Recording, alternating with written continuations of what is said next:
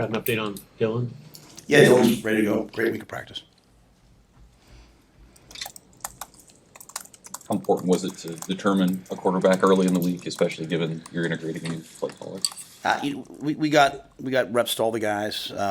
Heinrich's ready to go. I think Heinrich's had a really good 2 weeks, and I think they both have practiced well. Danny's practiced well, so I think we'll take 4 quarterbacks out there, but I think they're all comfortable with what we do. When you watch USC's defense, who stands out? What stands out about what they do and the challenges they're going to present Saturday? Well, I mean, they're as talented a team and roster as there is. They've got 6'3" corners. They've got length, power. They can rush the passer.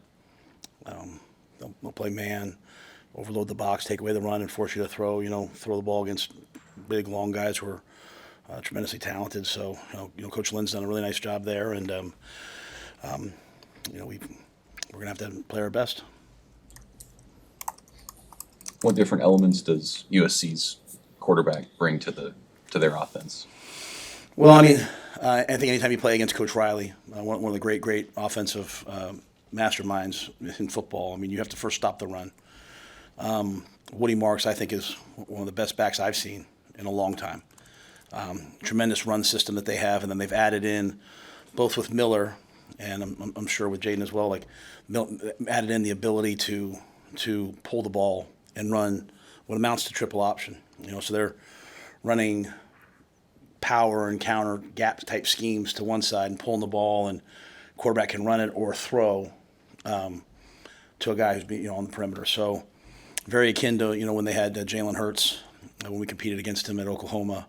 We went back and I watched the quarterback at UNLV did a lot of the same things in that go offense there, triple option type plays, throws an elite deep ball. So there's he's a really talented player. There's a reason why everybody wanted him when we went in the portal last year, and he's getting his opportunity. I thought Miller Moss played exceptionally well as well. So I mean, again, Coach Riley's he's the best that there is in my mind.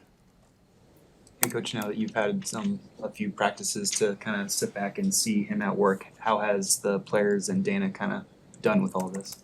I think Dana's just stepped right in. I mean, like I said, we're it's still the same language. He's adapting to everything that we do. The players, it's like I said, it's the same thing. It's just someone new in the mix. All the same coaches are coaching their guys. So it's just, like I said, a fresh perspective on what we were doing, and I think he's gotten along well with the players, and I think the players have practiced well this week. Is he working with any specific position group, or is it more big picture? He has a history with receivers. He's coached with receivers for a long time. He has a history with quarterbacks, but those guys are coaching their positions, and he's kind of running the unit and game planning and going in and running different parts of practice and might sit in a different meeting every day, but he's not attached to any one position right now. Does he prefer to be in the box, on the field? He obviously he's called a lot of games, and the games he called as a head coach, obviously he was always on the field. Probably nowadays, with the new play sheet, new words, it'd be easier to be in the box. But I think he's still working through all that. I think we have a decision, but I don't want to say it in case he changes his mind. Because that's never bothered me. I've always felt like wherever someone feels most comfortable, it's at the end of the day, it's the play call that matters the most. But I wouldn't be surprised to see him on the field, and I wouldn't be surprised to see him in the box. We're still working through a little of that. Will Saad stay upstairs, or will he go down? The Saad's decision. They're tops in the country in net punting. When you look at their special teams, what do you see, and how has this bye week been useful for you in that phase of the game? Yeah, I think they've got great athletes, and their athletes enjoy playing special teams. You watch them in all the phases. I mean, their return game. I went to the Jet Awards last year, and obviously Branch won the Jet Award. He's explosive and dynamic. A factor. We kind of, after that Rutgers game, we changed what we did on punt and made some adjustments. And so every week that we're in it, we're better. But they they provide a tremendous challenge, not just schematically, but really more the people that they have out there. They got guys who love to play it, and our guys understand that that's going to be a big part of this game, and that we have to play well. Beyond any injuries of note going into this one? No, not really. I think we're pretty healthy. Matt, what do you think of getting to coach a game inside the Coliseum? Yeah, I was there as a graduate assistant at UCLA, and UCLA had beaten USC like 5 times in a row, and it was Pete Carroll's first year, and they were maybe struggling a little bit, and then we went there and they beat us. I think it was the second to last game of the year because of 9/11, and then they were off and running.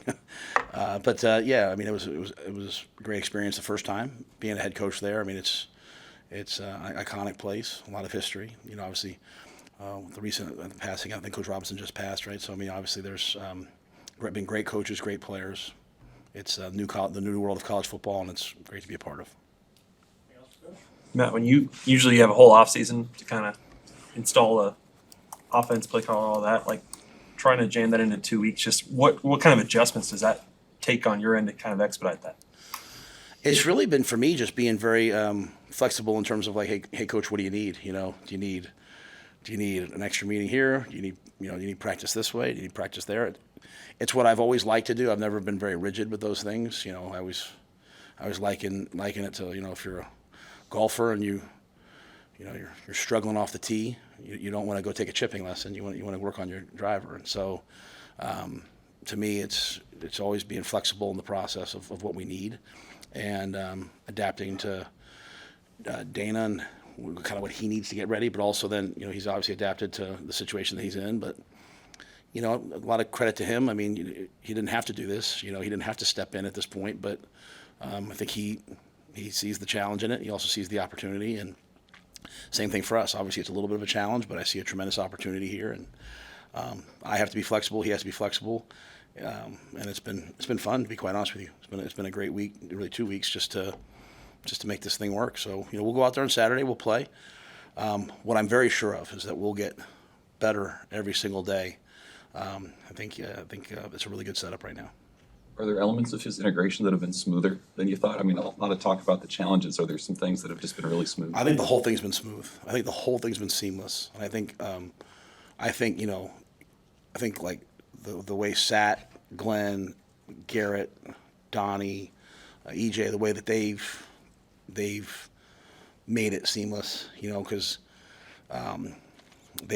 hey, this is that, and they've just adapted to it right away. And so I think everyone's excited about this opportunity. Everyone's excited to have someone of Dana's resume in the building, and so yeah, it's been way smoother than maybe one would think. But I wouldn't have done it if I didn't know Dana, know his ability to do something like this. And so I think it's been good, and we'll go play Saturday and see if there's any hiccups in the process. We'll adjust them moving forward. That's why, like I said, this wasn't some short-term splash thing. This was to me an opportunity to make an epic move that can push us into the next tier.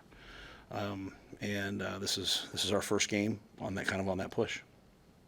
Thanks.